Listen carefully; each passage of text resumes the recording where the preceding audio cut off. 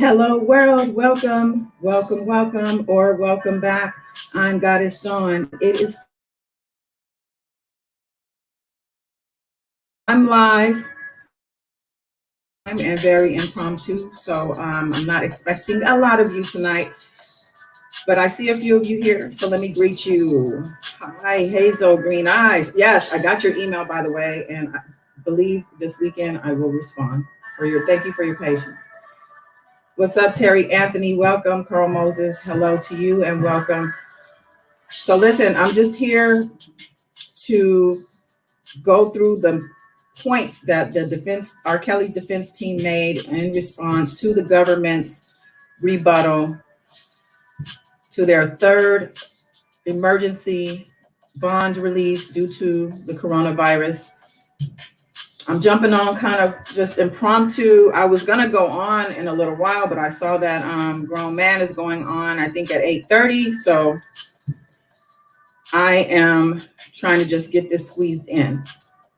All right, so I'm gonna just get this thing going. If you're in the bushes, hi to you. And if you're on the replay, hi to you. I appreciate you. And let me know you were here in the comments, please, and thank you. Hi, Ms. Della, welcome. Yes, Warrior Nation. All right, so please, if you're here, and also subscribe if you haven't, you know the drill. So yeah, the defense team, R. Kelly's defense team, they responded to the government's rebuttal that was filed the other day. And their response is, I would say, lackluster. Nothing unusual, nothing new, nothing exciting in this filing. Some of the main points, and I'm just going to go through what their main points were. They start off by going over the fact that they feel the government's response to the filing was propped up. It was propped up, they said, and excusing the failed actions of the NCC Chicago. So they're basically saying that all they're doing is making excuses. Failings. So they're initially just coming in and insulting, which, I guess that's their job. So their next point was that the MCC continues to grow in their COVID numbers, and that is to be expected with time. We're in a pandemic. The pandemic is still a thing. And obviously in a jail, the court, the confines are tight, and, the susceptibility might be greater than if you're out, and especially if you're shut in at home, but you're in jail. So it kind of goes with the territory, don't you think? All right, another point that they made are that tests are limited. So the numbers are inadequate. They're saying, how can we have accurate numbers of people who are actually in jail and who have been diagnosed with the virus if we are not able to test people? And they also spoke on the fact that the Bureau of Prisons have admitted that some facilities aren't testing inmates because they don't have tests available. So coming in strong on the COVID situation. The next point that they made is that the virus is spreading quickly. All right, which I just addressed. All right, so the next point they made here is that the virus will cross the diabetes his diagnosis for being pre-diabetic, which I went over in my last live, but that was part of their filing, is that let's clarify that pre-diabetic is not diabetic. The truth, welcome back. Hey to you.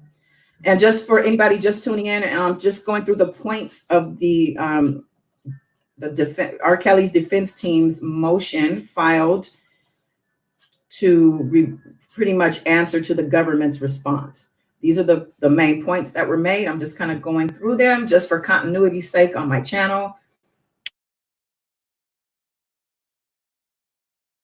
You know, those of you who have been with me for some time know that I am so tired of talking about this dude in this situation. However, I do feel it is important to, that I continue to address the matter. A lot of people subscribe to my channel because I have been covering the story, and I'm not going to let y'all down. Condolera W, good evening to you and welcome to my channel. All right. Hazel, they've said the virus has mutated, which means more contagious than before. Yeah. It's not subsiding, so don't let the fact that some of these states are opening up fool you. Stay protected out there and stay healthy. All right, so another point. So basically they're saying that, yeah, he's pre-diabetic. However, he will cross the diabetes threshold very soon because of the susceptibility in the jail environment. All right. The next point is that, they go through studies showing that contradicting COVID. Okay, I'm sorry. They showed studies about the fact that contracting COVID, not even, obviously surviving, but still, contracting that virus can have long-term effects on the lungs and maybe even permanent and even irreversible pulmonary damage, so they're basically just throwing out what facts about this virus are already out there. I'm sure the judge is well aware of the dangers of this virus. So again, nothing new here. At substantial risk and danger. So yeah, they said that he's at substantial risk and danger at the MCC because of this virus. Again, is he the only inmate currently in the jail? I don't think so. He convicted. He's waiting on trial. But as addressed previously, his history, his patterns, the weight of his charges, and all of those things, especially with the coercion and the witness intimidation, all those things come into play with the judge's previous orders on not allowing him to bail out. All right, so they're saying, he must be released at least temporarily. And they're asking, what more is there to wait for? Like, can't you see that the avalanche is coming and he's going to get buried? Will you not save him? Well, he put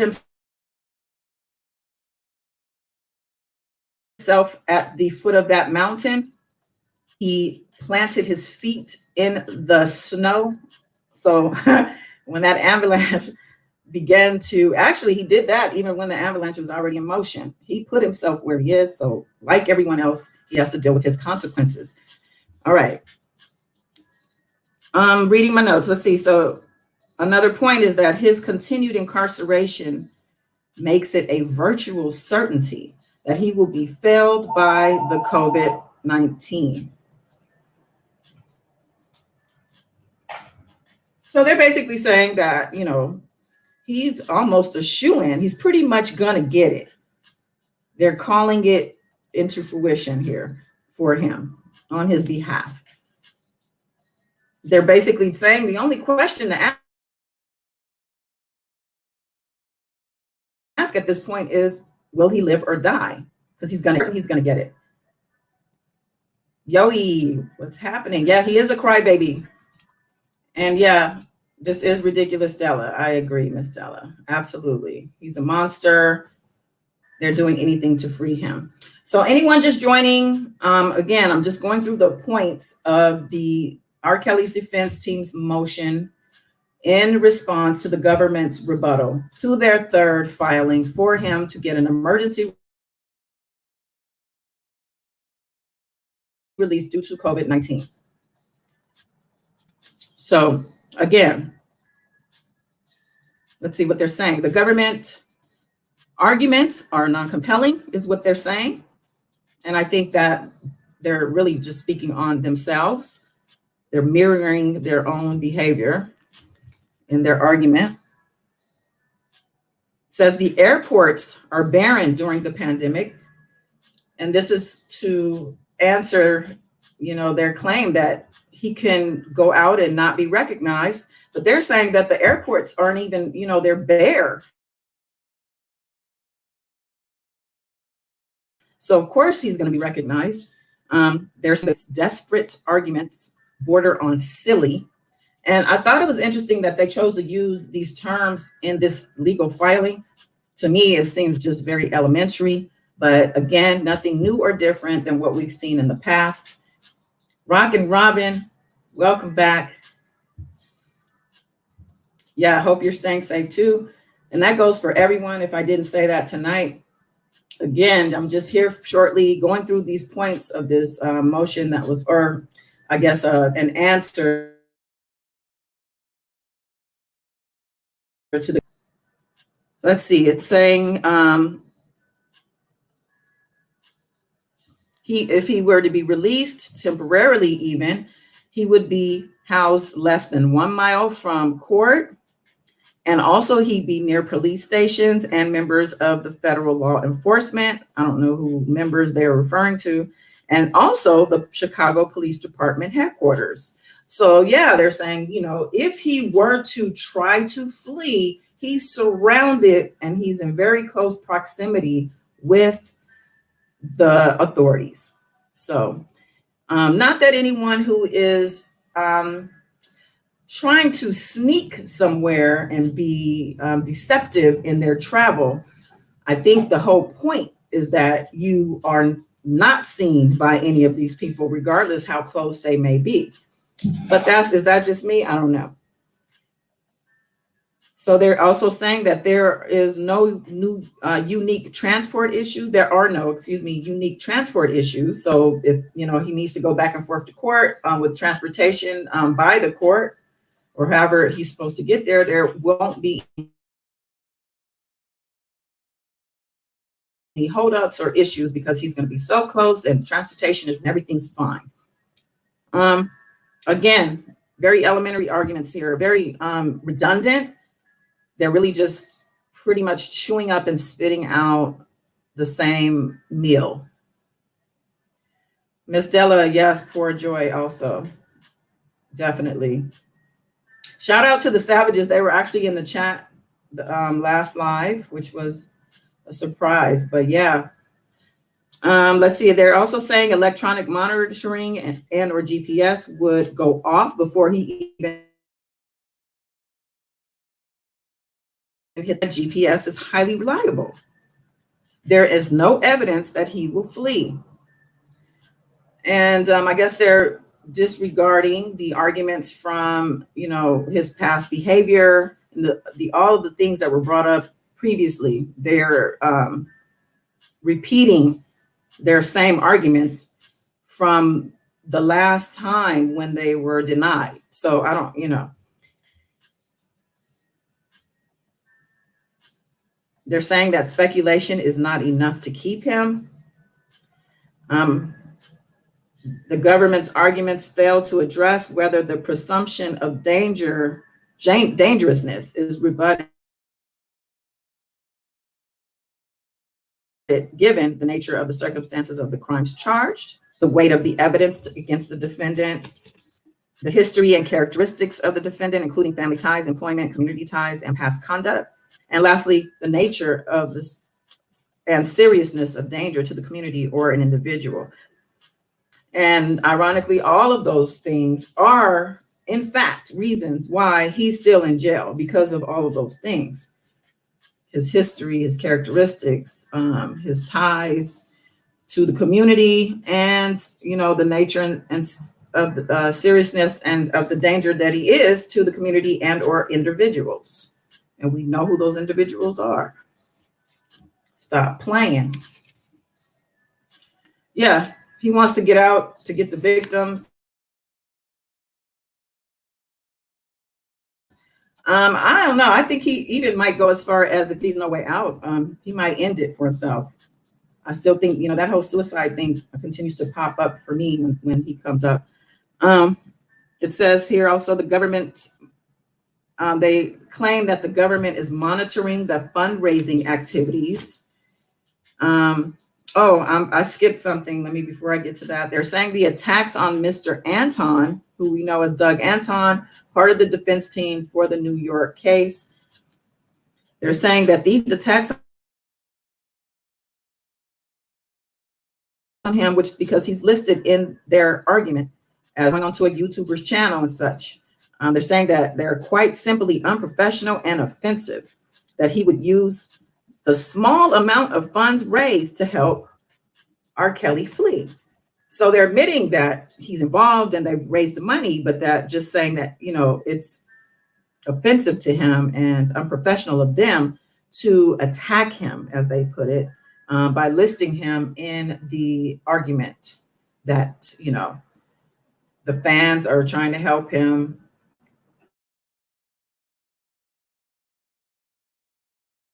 By donating money, et cetera, et cetera. So then they go on to say that the government is monitoring fundraising activities. And then they go on to say the government recently dispatched agents to interview those involved in fundraising and know that less than 10K has been raised. So there they admit that the government has interviewed people involved in fundraising activities. So, I don't want to sit here and name any names, but I think we all know who those people might be. So it's interesting to know that the feds have been out to talk to them about these fundraising efforts. And the fact that they're saying less than 10K has been raised is questionable. Aisha Stockton, hey, welcome back. Good to see you. The truth, yes. Thank you for reminding me. Wine glasses up. Yo, yeah, I bet all the stuff they found in storage is playing into him not being let out. Right. Let's not forget the 100+ devices, digital devices that were found in that storage container, and who knows what else. What other points were made in this last argument? Let's see. R. Kelly is not responsible for social media postings, was something they said there. They weren't specific with, as specific as the government was with naming a YouTuber and posting links and such. They just seemed like they want to just gloss over that and keep it moving. They then go on to say that no more these these fans are no more responsible than the government is for those posting attacks on R. Kelly, which I guess they could probably say that be me. Although I don't think I'm attacking him. I'm just like stating true, opinion and facts. My sis, Miss Kim, is in the building. Welcome. Okay, I'm sorry, y'all. I'm just reading the chat. Y'all got me off course. Listen, I'm only here for a few. And I'm just going over these points for people who are just tuning in and just joining. These are points that R. Kelly's defense has made in their recent response to the government's rebuttal against their third request for emergency bond release due to COVID-19. Okay. Let's see. So what else are they saying? They're saying that, again,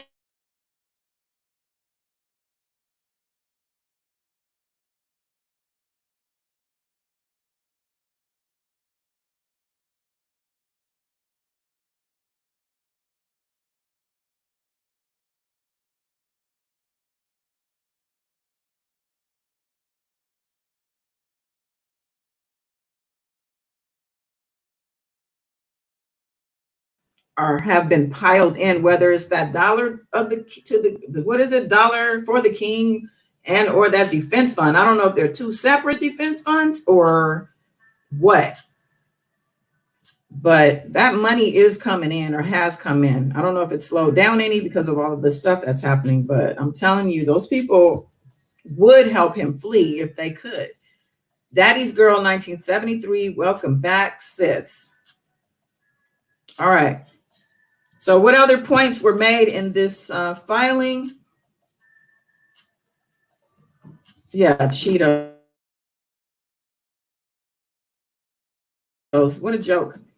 So they're also saying bankroll his escape is utter foolishness, they call it. Utter foolishness. And there is no evidence of such. I'm going to read that again. To say that fans will bankroll his escape is utter foolishness, and there is no evidence of such. Well, if there was evidence of such, then he would be free, because they're basically saying, you need evidence to show that somebody would help him to flee or get out of the situation. Well, if there were evidence, that means that it's accomplished or attempted. So, and anyway, the government did point out various reasons why this is a strong argument for them to keep him in jail. Another point they made is if he intimidated any of the government. Okay, I'm sorry. My notes are just sloppy, but if he intimidated anyone, the government would be notified immediately, they're saying, and he would end up back in the slammer. And those are their exact words. And again, to me, very elementary as far as their choice of language in this filing. But yeah, they're saying that if he intimidated anyone, the government would be notified right away. I mean, obviously, those intimidation tactics worked previously, and they continue to work because people have real fear. So to say that the government would be notified immediately, does that mean that they're going to be effective in their follow-up? I mean, and then they say that he's going to end up right back in the slammer. What are we, in a 1940s black and white mob flick? My sis Yada Dada's in the building. Yada Dada. All right. But yeah, ridiculous though, this language they're using. Another point they made is that all victims are known as Jane Does, and 2 of them are unknown and have not been disclosed at all. They're saying that that all of their identities are sealed by the government, so there's no way he could even get to these people if he wanted to. So I don't know, to me, to even mention that says that, yeah, he is capable, and yeah, he might just try and do it, but he can't because you guys didn't give him all the information, even though we filed a motion for you to give that information up. Even though we did that, and we, are trying to pry this information from your hands.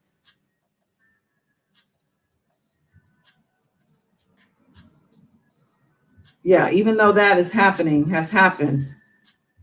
JC, welcome back. It's good to see you. Okay, it looks like Mary Blue made a point that I missed. Let me see. Hazel's asking if he has a new YouTube, Grown Man's YouTube. Someone put it in here, Grown Man Show 2.0.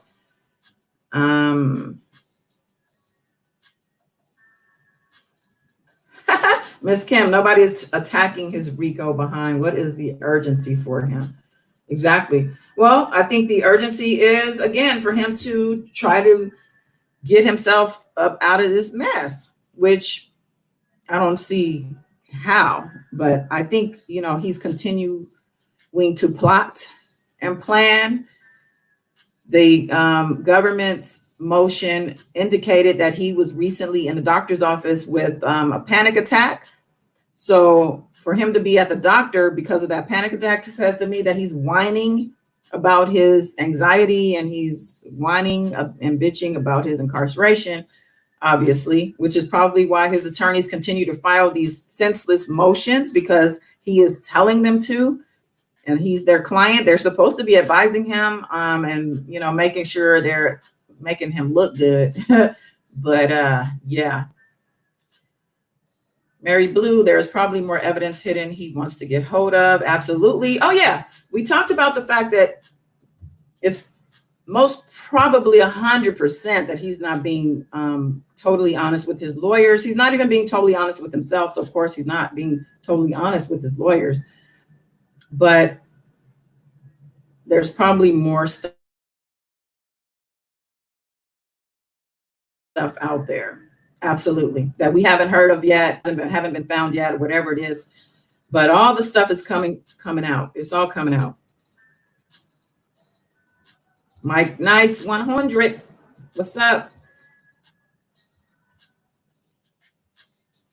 Ms. Della, I agree. He absolutely knows who the victims are. Yeah, that little game that they're playing right there is very childish, very, very young. So another point that they made in the response to the government is that the coronavirus has created a change in circumstances which permits the courts to reconsider R. Kelly's release. So basically just laying it on the court to say, you know, you've been given this opportunity due to the virus to let him out. And it's your duty to do so, is pretty much what they're saying. They're saying that he can't properly prepare for trial. Saying that the presumption of innocence is being ignored, and that R. Kelly should not be afforded less consideration for release than a multitude of others who have been released even post-conviction for similar or worse crimes. I don't know who has worse crimes than Rico Kelly, but yeah, he doesn't have murder on the docket. However, he might as well. And basically they're saying, you know, you guys let this person out and that person out, you know, 6ix9ine and Avenatti, I'm sure pissed them off, the fact that he got, but again, it shows the gravity or the weight that his charges carry, meaning R. Kelly. They're also saying that it's disparate treatment, and his due process rights are infringed. And these are the points that were made in the argument that was filed post the government's response. So we're now waiting for the judge, and I'm hoping tomorrow being Friday, especially, that the judge goes on and files that order of denial. I'm going to be checking for it. I checked for it prior to coming on live tonight, and nothing new in the on the docket. But again, hopefully Judge Ann Donnelly will stay consistent. There was nothing new, nothing special, innovative. Like, there were no wow factors in this response to the government. So I'm not foreseeing a release. I'm going to stick with, you know, my intuition. And I've been basically calling it all along. And nothing feels different for me with regard to him. Hashtag denied. Exactly, Rock and Robin. Exactly. Hashtag denied. Miss Kim is saying lawyer is not being honest with him. I forgot I could put the comments up. Yeah. They're going to make his own king of R&B, first and only ever to have so many superseding indictments in history. Yeah, I mentioned this, I think on the last slide, that this is a historical case. It's historical, and it's, you know, it's something.